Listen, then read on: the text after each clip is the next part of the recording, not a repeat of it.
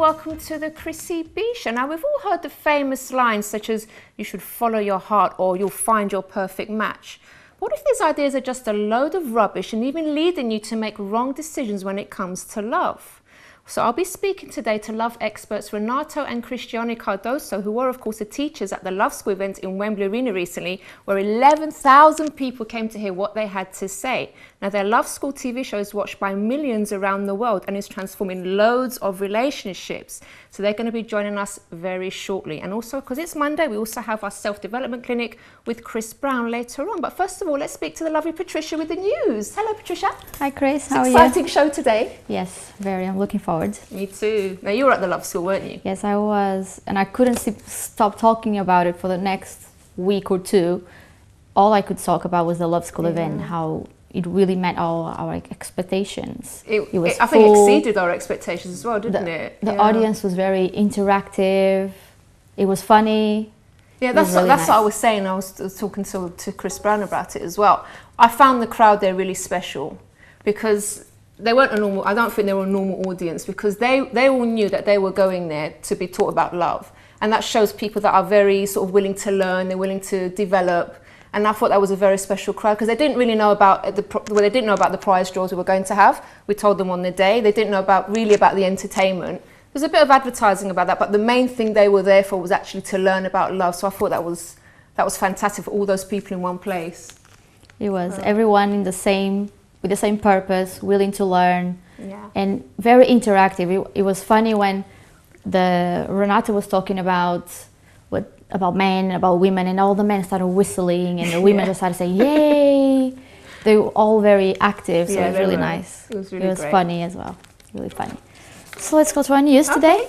Okay, today I'm gonna start with pets. Okay, pets. On the news this week, a gentleman, 67-year-old, lives in Kent and shares his house with his pet crocodile. Oh my gosh. He's already spent £20,000 because he had to move up to the loft to allow the crocodile to live on the main floor. And he's Is he married? No. No. I shouldn't That's think why. he would be. Sorry, I won't stay.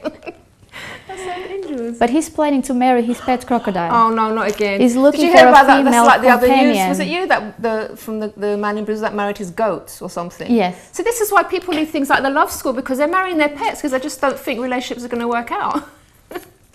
And they are planning to marry their pets. Oh, no. They spend loads of money to accommodate this kind of pets. He's dangerous, and it's very expensive. He eats meat and fish all day.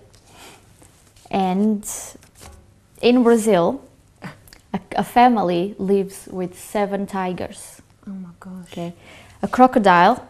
I would never have a crocodile near my house. No. Even inside my house, they might look really cute when they are tiny, but they can grow up to 20 feet long. 20 feet.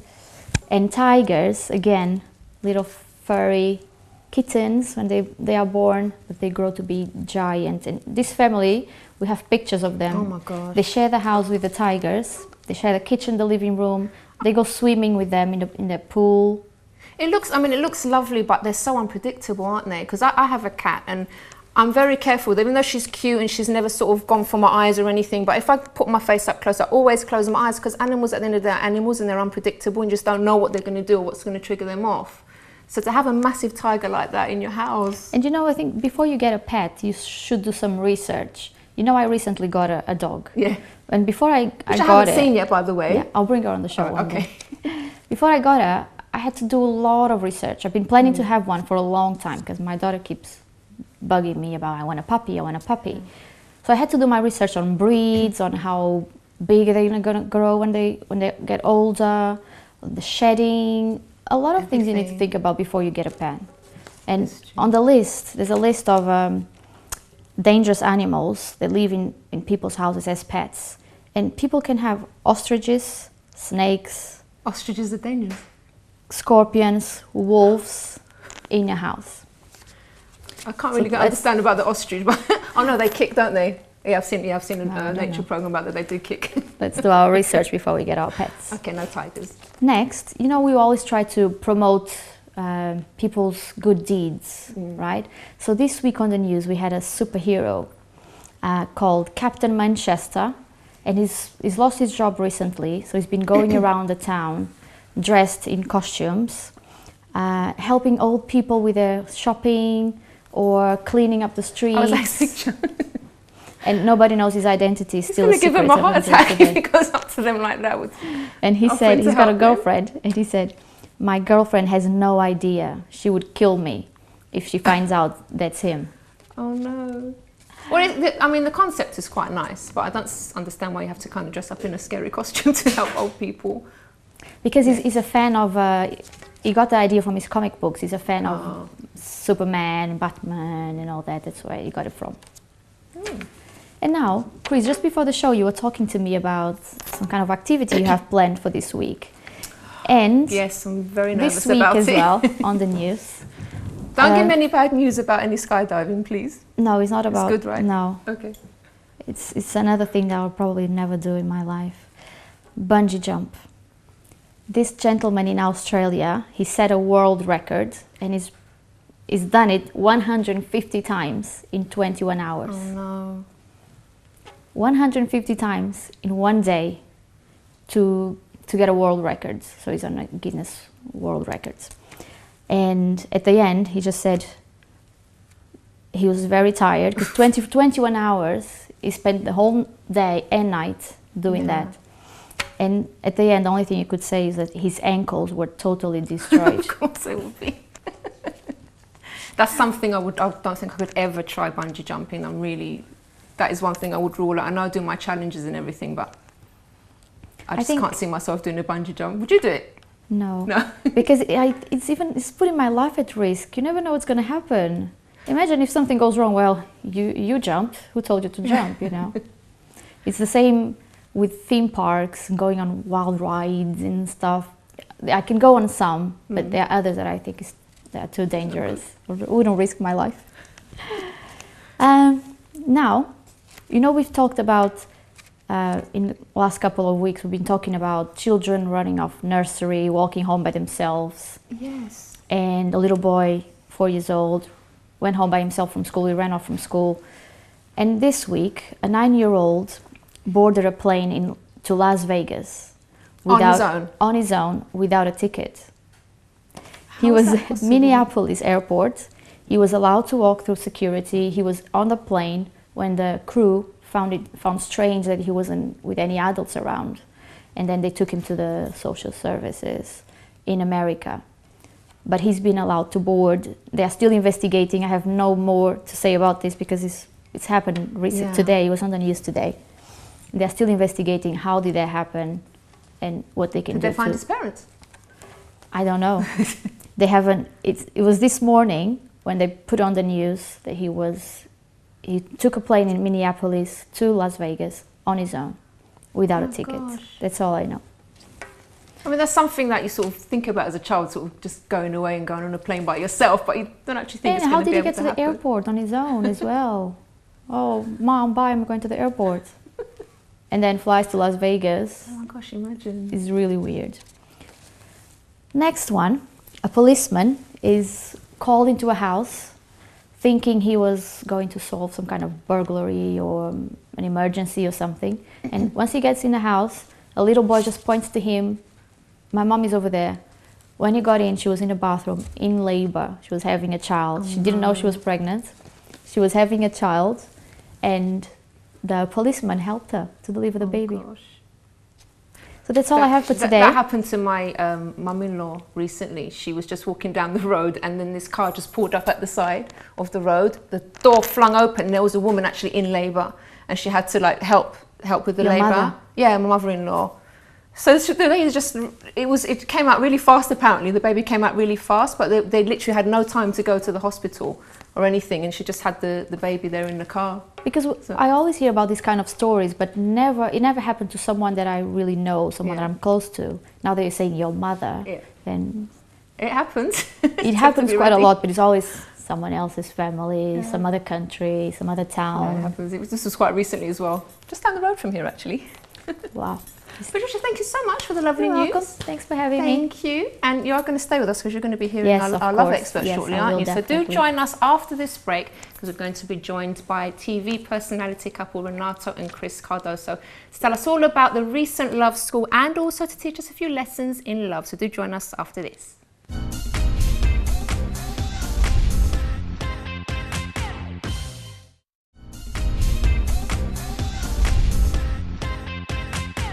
And here they are in person. We've got Cristiane and Renato. Hello. Hi. Hi, Oh, it's so great to have you here in the studio with us. We are happy to be here. Thank you for having us. So how was Wembley for you? Because that obviously was a fantastic event. But what was it like for the two of you seeing all those people? She loved it from the get-go because I keep joking with her that I'd never seen her greet the crowd. The way that she greeted the Wembley crowd. took it out of me. Yeah. They were lovely, weren't they? They were such a lovely. They were. So what was it like for you? Because I know you've been also touring. You've done the Love School in other countries as well. Mm-hmm. How has that been compared to the UK? Is it sort of quite different? People quite different everywhere you go, or you get the general same response? Generally is the same because people, the problems we deal with, the love life problems, relationship problems are very universal. And so in that sense, it's pretty much the same. What we found about the UK as we were preparing for this event was we know that generally relationships are going bad all over the world, right? It's a trend. But we were shocked to find out the statistics in the UK as we were preparing for the talk at Wembley. And so that made it a bit of a bigger challenge for us. We were ready to face it. We were ready to make it really strong because people really need it, considering what's going on in the country. You see the government trying to come up with the marriage tax now to try and curb the problem. But we think there's a lot more effort needed. Yeah. Definitely. I mean, like I was saying at the beginning, because all those people were there because they wanted to learn about love. Like I said, we didn't, there wasn't much advertising about the entertainment. They didn't know about the prize draw, so I know they weren't there for those things. But they were actually interested to hear what you both had to say about love, because it is a major problem here in the UK. Yes. Now, what I really loved about when you were speaking, you're very open about your own problems that you had in your marriage. What makes you so comfortable just to sort of air everything like that? I've been doing that for quite a long time, and you know it. I guess I think that's the best way to help anybody. When you know exactly what that person is going through. With your own experience, you let the person identify herself or himself with you. Because sometimes people, they give so much theory, oh, this is how it's done, that's how it's done, but how do you do it? And when you tell the person how it's done, how you did it, it's another thing. You help them much better in a much more effective way. So we like to do it that. Yeah, I think also because people usually get it from the media, from TV, movies and stuff. They get the two extremes. Either they get the idea that marriage is this wonderful thing, butterflies and birds flying over your head. Or it's this horrible thing. Stay away from it. It's true. Two different extremes. Yeah, it's these two different extremes. But what we're saying with our experience is that with 22 years of marriage, in the first half of this 22 years, we had our share of problems. We're saying to people, look, yes, it hasn't been perfect for us. It wasn't perfect for us. We went through problems. And by the way, a lot of people, this is much more common than most people think. All the couples, no matter how well matched they are, they will have their share of problems. But here's how we did it, how we turned it around. So it's effective, like Chris said, because people can relate, and we are also telling them how we did it, and it's transferable.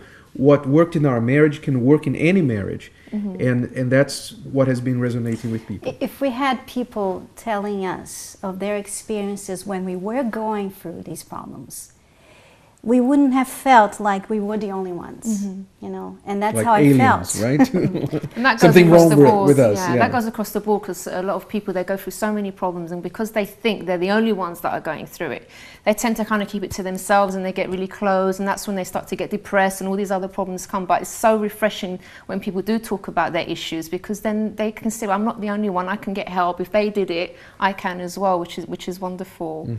So now, at the Love School event, you spoke about, actually, no, I want to know a bit about the problems, actually, because for the benefit of those that weren't at the Love School, my commiserations if you missed it, by the way, because, you know, I don't know what I can say to you, but I think there's a DVD coming out, and we'll tell you more about that another time. But tell us about some of the sort of main issues that you had, what caused it in your marriage, and then how you resolved them. we married very young, and we don't say that is a problem in itself. It can be a blessing, can be a curse if you're not prepared for it. But we married very young, and the problem wasn't the age, I don't think. The main problem was that as we got married, I devoted myself completely to my work. Right. And I kind of shelved Christiane. And after having conquered her, which is a very common problem for men, they go through the courting period and they invest a lot into conquering the girl. Once they feel they've taken the girl to the altar and she said yes, they said, I've done it. You know, my part here is done. What's the next challenge? And my next challenge was to prove myself at my work. And having turned to that, I completely neglected my wife. And then she began to feel that, obviously. Did you realize that you were doing that, or was No. you just so into your work that you didn't? I didn't realize that You at the thought time. I was no. the problem. I thought, what's wrong with her? Because, you know, doesn't she I was doing the same kind of work I was doing when I was single, right? So she knew the kind of work I did. She knew how demanding it was. And now I was thinking she was being unreasonable because she knew that going in. So Yeah, but How then was it for you? before he did take the time to get to know me, to talk to me, Yeah. and after he was like, you know, I know we're married, so we don't have to invest anymore. How did that make you feel? Horrible, because I was young. I was 17 when I got married. So, and I had these great expectations because my father and my mom, they're married now for more than 40 years. And so I expected that when I got married, like that husband who would take care of me, who would spare me from many things, who would just be lovely. And I got that for a year. I'll be, you know, I won't say I never got it. I got it for a year. And then after the first year of marriage, then things started going down. that's because downhill. I couldn't work for the 1 year. I was mostly studying. So there was more time. Yeah. So it was very bad. I try to use all kinds of things that women normally do, like nagging and then crying and then, you know. The crying thing doesn't really work, does it? No, It annoys them it afterwards. doesn't work. Doesn't work. I think we've all tried that at some point. The nagging, Yeah. you know, Oh, yeah. sometimes we tried that many times. We think it's going to work. At some point, it doesn't work. So I tried everything. And because he would always tell me, you know, you married me this way. I was like this before. And in a way, we were different because I'm more the spontaneous kind, the one that likes to go out and have fun.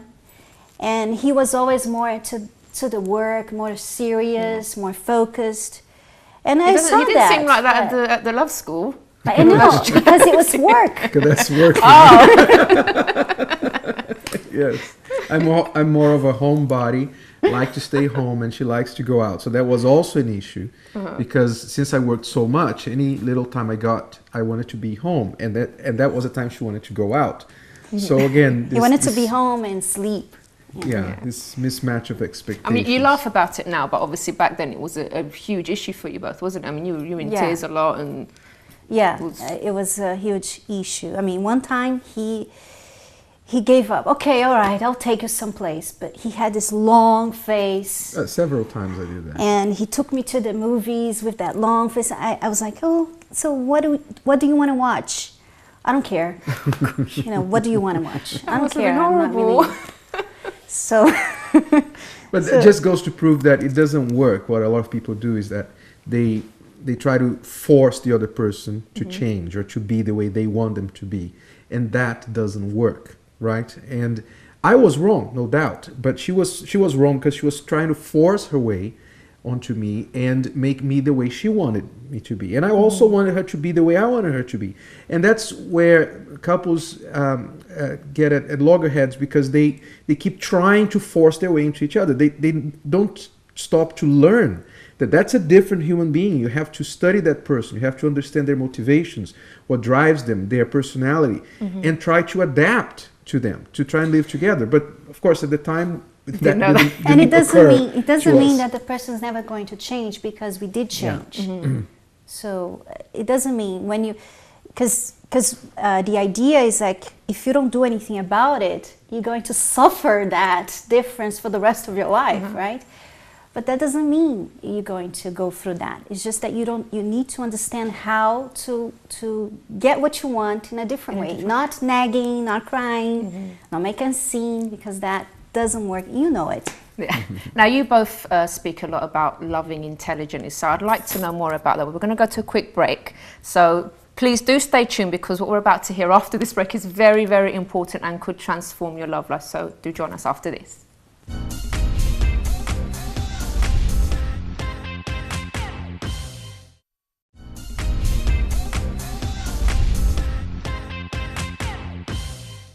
Welcome back. So I'm still with our love experts, Renato and Chris Cardoso. Now they're going to tell us about loving intelligently, because that's something that you speak about quite a lot, because most people do say, oh, follow your heart, that's the right way, and do whatever your heart says, but you're dead against that, aren't you? Very, very much. That's been the problem, in our opinion, with a lot of people and a lot of relationships. It's this message, follow your heart. Just imagine, to give an analogy, if you would jump into the passenger seat where the driver is a drunk teenager, right? You know how teenagers, especially men, love to drive fast, and if they're drunk, I don't think you would, right? But that's exactly what people risk when they let their hearts lead them. The heart just wants emotions, just wants the thrill, just wants the feelings, the good feelings.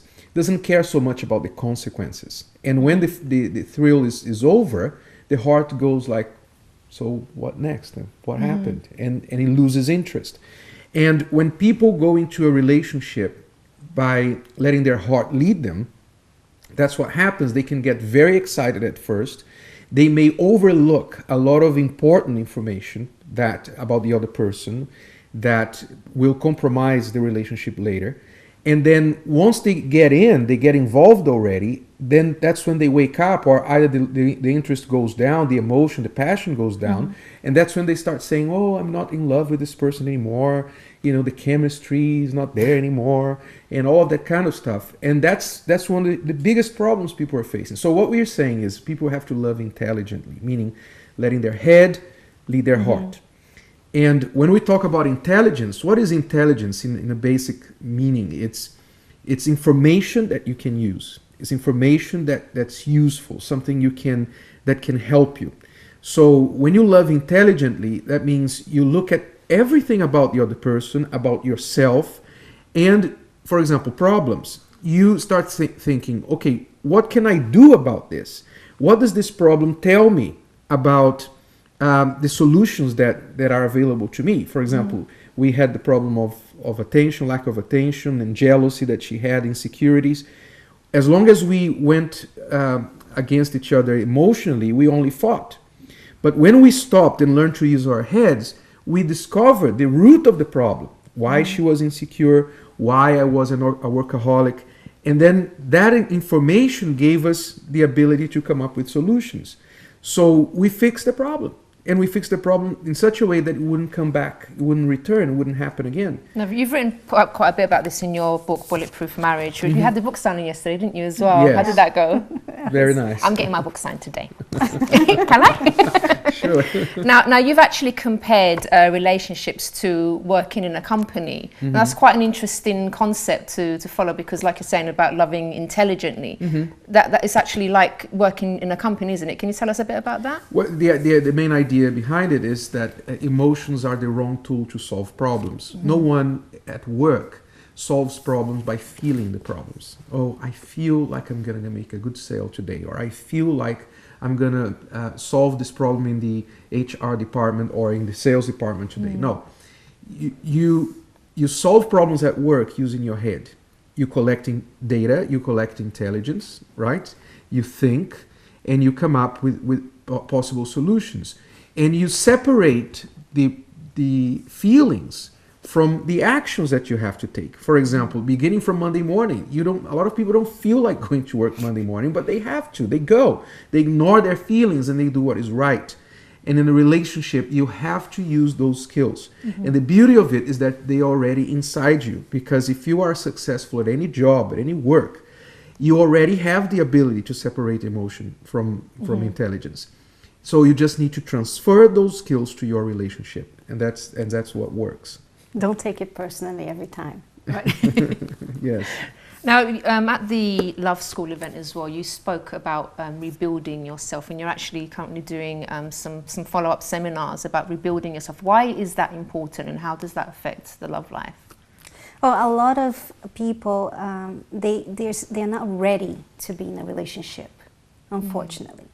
So if you're not ready to be in a relationship and you are, you have your own set of problems, and then the other person, it's just unfair for the other person, because you tend to put all those problems into that relationship. It makes it even harder.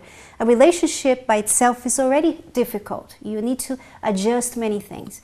Now, if the individuals in that relationship, they're not all right with themselves inside, then it makes it even harder. And sometimes people go from one relationship to the other thinking the problem is with everybody. But they don't know that they need to work in themselves first. And that's what we're doing. We have been doing on Sundays. Yeah, most people in a relationship, they can only see the other person's problems. They can't see their own. And we usually say marriage problems don't exist. Why? Because what really exists... Marriage problems don't exist. Don't exist. What really exists are two different people with their own sets of problems, desperately trying to fix the other person. Oh, that's an interesting concept. It makes sense, though. Yes, because the relationship itself, the problems of the relationship are individual problems that are not addressed. And usually one tends to project the problems onto the other and expect the other to change and condition their own change to the other person's change. Like, if you change, then I change. And that's completely the wrong way of approaching it.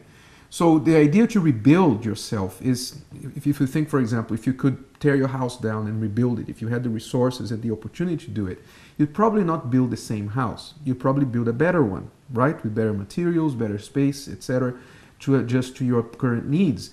And we've discovered that you can do that, contrary to what people think, that people can't change. Nobody can change. People can change. You can change yourself. But for you to do that, you need to be able to break down what you're made of, right? What are we made of? What are the foundations of our lives? What is the structure? What is the roof of our life? What are the walls, the pillars? What is the site where we're standing on? The roots that hold us together. So we're breaking that down in this 7-week seminar after the Love School event, and teaching people how to rebuild themselves. Now, we've had the first two already, haven't you? So there's 5 more. Can anyone come along, even Sure. if they didn't go to the Love School itself? Anyone can go? Anyone can come along. The seminar is happening at several locations in the UK.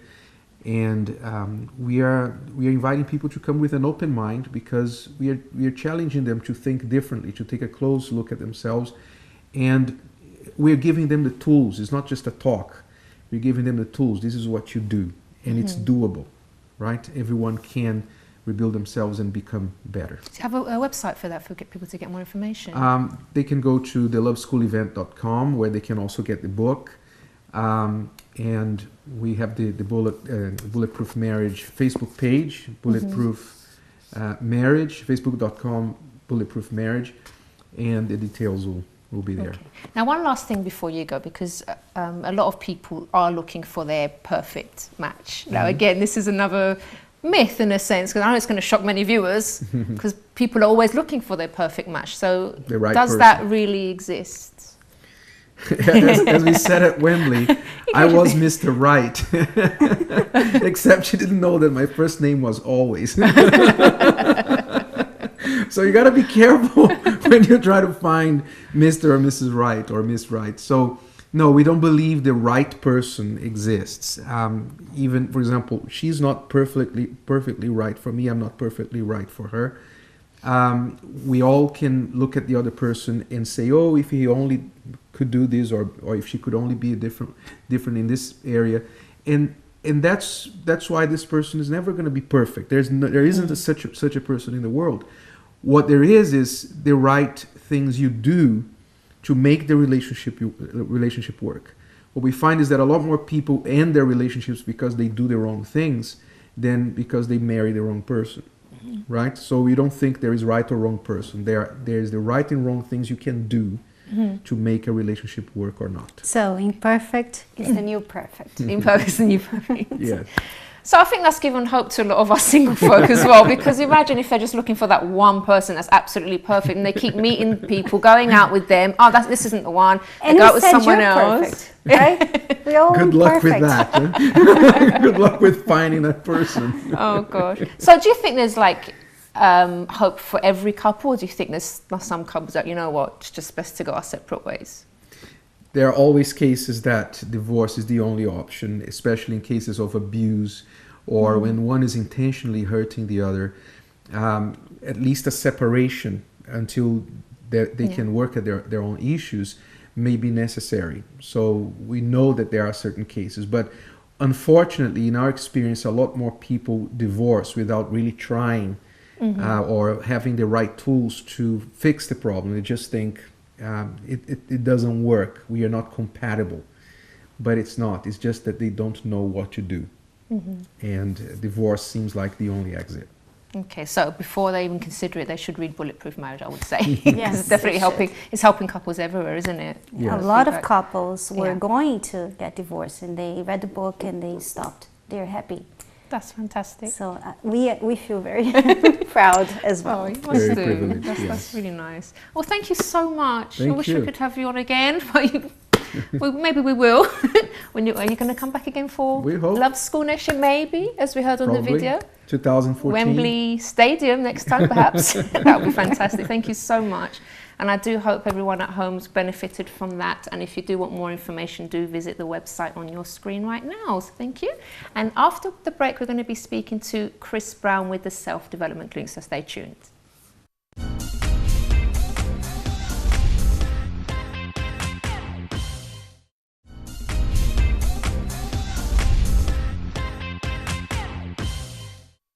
Welcome back to the show, and now we have our self-development clinic with Chris Brown. I miss our guests. I know, so much information. I They were know. great. They were great. Yeah. You know what I remember?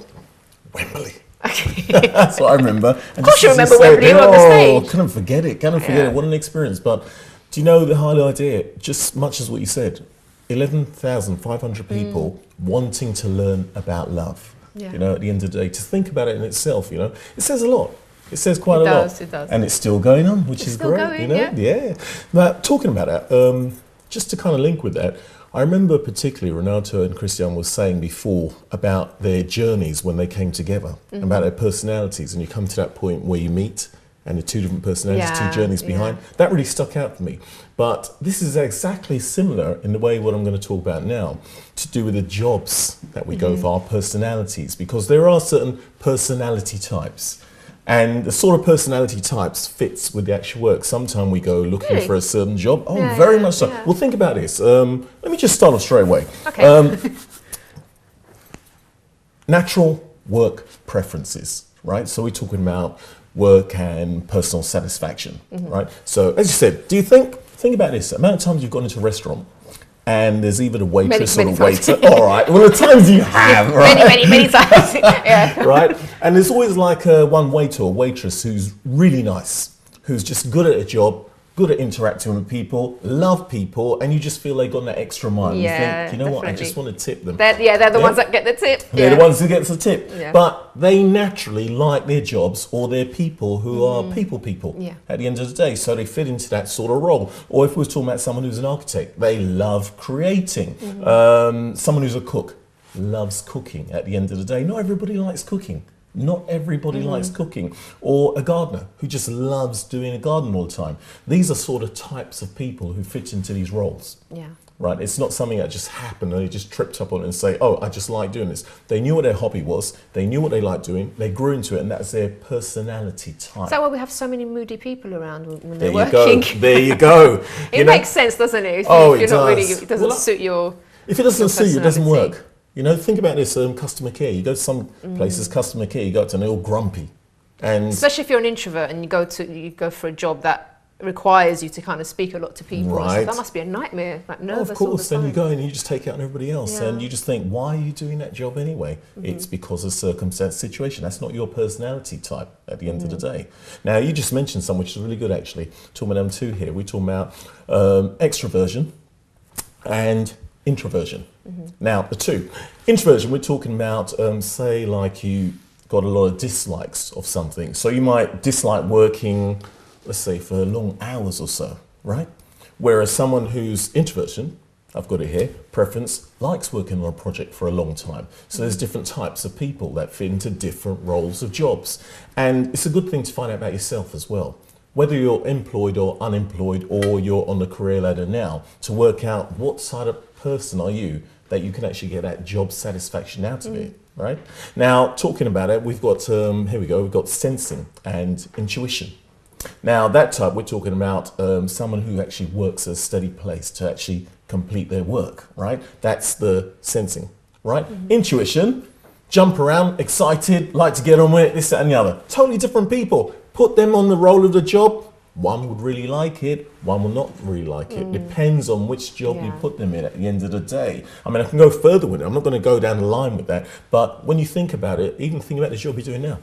You enjoy your work? It shows. It shows. It shows when you're interviewing someone that you enjoy what you're doing and getting information, right? Now, if you didn't like that and put there every time in front of all these millions of people, could you imagine? We don't want to think about it, do we? No, we don't want to think about it. Thanks, Chris. Right. Okay. So what we're doing really is matching, but not limiting. But that's the thing. How do you know what job is right for you How do you know what job is Yeah. right for you? Good. beforehand? Good. Now, Because you good might question. think you'll be good at something. You might think, yeah, that I could handle that, and then when you actually start the job, you're like, oh my gosh, I really hate That's this. not for me. So but then you've wasted time having the interview, and then it looks bad, if you like, on your CV, for example, if you're just jumping from job to job. So how can you actually kind of make sure that you are going for the right type of things? Right. What you should do is find out about your personality type, right? There's a model, it's called Myers-Briggs, right? And it's type indicators. If you went online, you can actually do one as well. It's called MBTI, right? Okay. Myers-Briggs type indicators. And you do this little personal test, and it will come up with what type of person you are and what sort of jobs you fit to as well. Yeah. I mean, Myers-Briggs, it's mother and daughter. It's a 60-year study. It's come back from Carl Jung back then, and he's got something like 16 personality types, but it's particularly focused on 4, right? So when you do that, and if everybody clicks on there now, don't stay right here first. Yeah, wait. We're going to do it after, right? You'll realise and think, well, I remember doing one myself some time back when I wasn't too familiar with this. What did you come out as? I came out as an explorer. Really? I Oh, can I can't wait to explore do mine. Was it It's brilliant. was it again? It's MB. MB. I'm going to write this down. Right? 'cause I There's wanna two do ways it. of doing it. There's another model of doing it as well. But the thing is, I came out explorer. And when you say explorer, you're not saying as the word explorer. It talks about someone who likes to teach, someone who likes to see people grow, someone who likes to share, that sort of thing. And I looked and I Okay. thought, actually, I'm the sort of person who thinks, Are you in the right job? but I looked at, yes, exactly, yes. And I think, well, why didn't I work that out a long time ago before? But, you know, it's never too late at the end of the day. Yeah. You know, it's the right timing. So, yeah, I'd say that. So it's about matching, but not limiting. Sometimes we can actually use this as a whole excuse as well, right? We think, well, that job's not for me because that's not my type. That's not true. You still go in there because there's areas that you will grow and you'll realise, Okay, well, look, maybe I need to be So stretched don't go a in bit. too narrow-minded. Narrow-minded, So no, you kind of know your no. personality type, but at the same time, Right. you still give yourself a chance to grow, to learn, and stuff Completely like that. right. And there's the other side of it as well. If you don't do that and you just limit yourself, you won't grow. You will not grow, and you won't find out what your personality type is as well, which areas the boss gives you this to do, and you think, oh, I can't do that. You haven't even tried it. How do you know? Wait till you try it. Find out it might be the best thing you're good at. Imagine you say to your boss, sorry, it's not my Not my personality thing. type. Not my personality type to do what you've just asked me to do. Oh, well, we always find excuse. What do we call it? Excuse-itis. Yeah. All right. So we do it, but we do it mentally instead. Now, overall, what I'm going to say is about you making choices. Making the right choices. Now, once you find out what this personality type is, what you are, we're forever trying to discover who we really are. It's a lifetime fulfillment at the end of the day, right? Once you find that out, then it's up to you to not say, well, that's it. It's you to make the actual choices, you know, and actually taking that step and say, well, look, I know that I'm good at this. Sometimes it's your hobby. Yeah. You know, your hobby is probably based off that whole journey where you started when you were young to who you are now. And you probably realize you're good at that thing. All you need to do is to find someone to pay you for it. It's pretty good, eh? Yeah, very good. Yeah. Someone pays you for a hobby. That's not a bad thing, right? Not a bad thing. So what I'll say is this, and I'll wind up on that, is make the right choices. Think about what you're doing. Do this test. Have a look at it. But this is what I'm going to say about doing this test. Don't take that as written in stone. Yeah. Right? It's better actually you did it with someone who's actually supervised in that area, who professionally knows it inside out instead, who can actually guide you on it. Just do it as a fun one. Just have a look and dabble with it, but don't be focused on it. Say that's So when you say do it with end-all. someone that knows, is that like a training course or Yeah, something? it'd be better done with a coach. Okay. Right, who actually specialises in that area. There's no harm to in get just going and have a little look, is no there? harm Like, in that, just- but just, you know. sometimes some people could take too far and think, oh, well, this is it, and that's the way it goes. It's not, all right? It's just a way of opening up Just the a mind guide, and seeing, isn't it? a guide of who you are at the end of the day. Okay. Yeah, it's a brilliant one. So, personality type, the work, match the two, it's beautiful. It's Definitely. great. All I'm right, just gonna Chris, go. thank you so much. Thank you. That's really Pleasure. interesting. And I'm going to go now and do my MBTI, MBTI test Myers-Briggs straight after the show. type indicators. Thank you so much. You're welcome. All right, so you'll be with us again next week, Next Chris, Monday. Yeah, and thank it's you. Monday, isn't it? So we will be back again on Wednesday with another show, and this one's going to be about the wrong reasons to have children. Because there's some people that have children for terrible, terrible reasons. So we're going to be speaking all about that and the actual effects on the kids and on the family as a whole. So do join us for that one.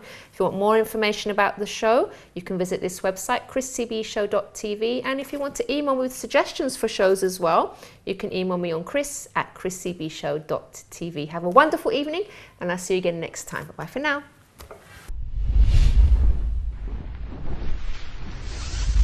But yeah, nothing special really. Okay, next question. All right then, so next one, yeah? One more. Okay. Next question. Okay. Yeah? When you finished? Fair enough. Woo! Daniel, no, we've got like one more question. Okay, so let's go and have a chat to them. Let's go. Find out the truth. That was stupid, I didn't need to do that.